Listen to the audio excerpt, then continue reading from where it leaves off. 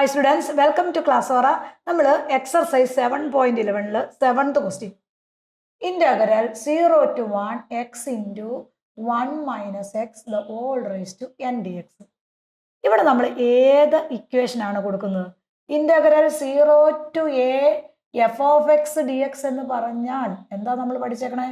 0 to a f of a minus x dx. ഈ ഒരു equation ആണ് നമ്മൾ എന്ത് കൊടുക്കുന്നത്? ഈ പ്രോബ്ലത്തിൽ കൊടുക്കുന്നത്. അവിടെ എന്തുകൊണ്ടാണ് അങ്ങനെ കൊടുക്കാൻ കാരണം? ഈ 1 മൈനസ് എക്സ് എന്ന് പറഞ്ഞാൽ എന്താ? അവിടെ ഇറാഷണൽ നമ്പർ ആണ്. അത് നമുക്ക് എക്സ്പാൻഡ് ചെയ്ത n ടൈംസ് ആണ്. ആ n ടൈംസ് അവിടെ എഴുതി അതിനെ ഇന്റഗ്രേറ്റ് ചെയ്യാന്ന് പറഞ്ഞാൽ എളുപ്പമായ കാര്യമല്ല. അങ്ങനെ വരുമ്പോൾ നമ്മൾ ഈ പ്രോബ്ലത്തിൽ എന്ത് കൊടുക്കണം? പ്രോപ്പർട്ടി കൊടുക്കണം. അപ്പൊ നമ്മുടെ ഇക്വേഷൻ അനുസരിച്ച് നമ്മുടെ ഈ പ്രോബ്ലം എന്താവും നോക്കിയേ. 0 to 1 എക്സിന്റെ സ്ഥാനത്ത് 1 മൈനസ് എക്സ് വരും. ബ്രാക്കറ്റ് ക്ലോസ് ചെയ്തു. ഈ എക്സിന്റെ സ്ഥാനത്ത് 1 മൈനസ് എക്സ് ഡബിൾ ബ്രാക്കറ്റ് ഇട്ടു. 1 മൈനസ് ഈ എക്സിന്റെ സ്ഥാനത്ത് എന്ത് വരും? 1 മൈനസ് എക്സ് വരും. ദെൻ ബ്രാക്കറ്റ് ക്ലോസ് ചെയ്തു. Whole raise to n dx അങ്ങനെ എഴുതും. അവിടെ നമ്മുടെ എക്സ് എവിടെയുണ്ടോ അവിടെയെല്ലാം നമ്മൾ a മൈനസ് എക്സ് കൊടുക്കും. നമ്മുടെ എയുടെ സ്ഥാനത്ത് എന്താ അവിടെ കിടക്കണം? 1 ആണ്. അപ്പൊ ഇവിടെ ഈ എക്സിന്റെ സ്ഥാനത്ത് എന്ത് കൊടുത്തു മക്കളെ? 1 മൈനസ് എക്സ് കൊടുത്തു. ഇവിടെ ഈ എക്സിന്റെ സ്ഥാനത്ത് എന്ത് കൊടുത്തു? 1 മൈനസ് എക്സ് കൊടുത്തു. എല്ലാ എക്സിന്റെ സ്ഥാനത്തും a മൈനസ് എക്സിന് പകരം എ എന്താ അവിടെ? 1. ആ 1 മൈനസ് എക്സ് കൊടുത്തു. ഇനി നമ്മൾ ഇതിനെ ഒന്ന് സിംപ്ലിഫൈ ചെയ്ത് എഴുതിയെടുക്കണം. 0 to 1 1 മൈനസ് എക്സ് അങ്ങനെ തന്നെ. ഇതിന് നമ്മൾ സിംപ്ലിഫൈ ചെയ്യുമ്പോൾ 1 അങ്ങനെ തന്നെ വരും അല്ലേ? 1 അങ്ങനെ തന്നെ വരും. മൈനസ് ഈ മൈനസും ഈ മൈനസും എന്തായി മാറി? ഓൾറെഡി നെഗറ്റീവ് ആണ്, ഇത് പോസിറ്റീവ് ആണ്. അപ്പൊ -1 വരും. ദെൻ ഈ നെഗറ്റീവും ഈ നെഗറ്റീവ് എന്തായി മാറി? പ്ലസ് ആയി. അപ്പൊ ഇവിടെ പ്ലസ് എക്സ് വരും. Then whole raise to n dx എന്ന് കിട്ടും. ക്ലിയർ ആയല്ലോ? ഇനി നോക്കിക്കേ, ഈ 1ഉം ഈ -1ഉം നമുക്ക് എന്ത് ചെയ്യാം? ക്യാൻസൽ ആയി പോകും. ഒരെണ്ണം പോസിറ്റീവ് ഒരെണ്ണം നെഗറ്റീവ് അല്ലേ? അപ്പൊ രണ്ടും ഓപ്പോസിറ്റ് സൈൻ ആയതുകൊണ്ട് അത് ക്യാൻസൽ ആയി പോയി. അപ്പൊ ബാലൻസ് അവിടെ എന്തൊക്കെ ഉണ്ട് നമുക്ക്? 0 to 1 ആയി അല്ലെ? 1 മൈനസ് എക്സ് ആയി. ദെൻ ഇവിടെ എന്ത് വരും? X raise to n dx എന്നായി.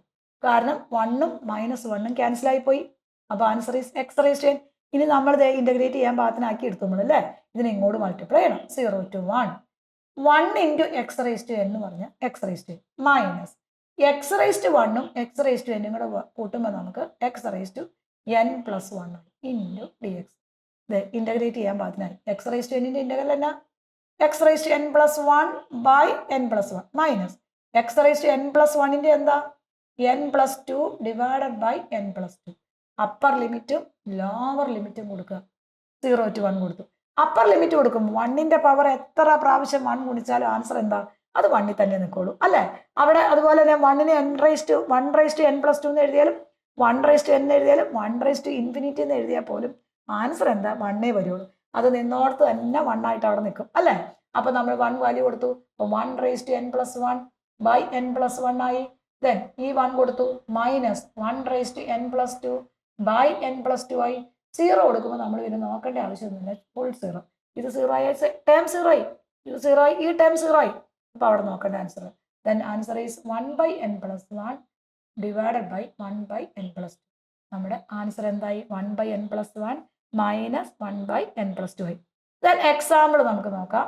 Integral 0 to 1 x into 1 minus x the whole raise to 99 dx. Level 1നകത്ത് ഈ പ്രോബ്ലംസ് എല്ലാം നമ്മൾ ചെയ്തിട്ടുണ്ട്. കിട്ടാത്തവർ തനിച്ച് ചെയ്ത് നോക്കാം. കിട്ടാത്തവർ എന്ത് ചെയ്യണം? ലെവൽ 1 വീഡിയോ കാണുക. ദെൻ അനദർ എക്സാമ്പിൾ രണ്ടെണ്ണോടെ എഴുതാം. 0 to 1 x into 1 minus x the whole raise to 88 into dx. ഈ രണ്ട് പ്രോബ്ലവും നിങ്ങൾ ഇതുപോലെ വർക്കൗട്ട് ചെയ്ത് നോക്കുക.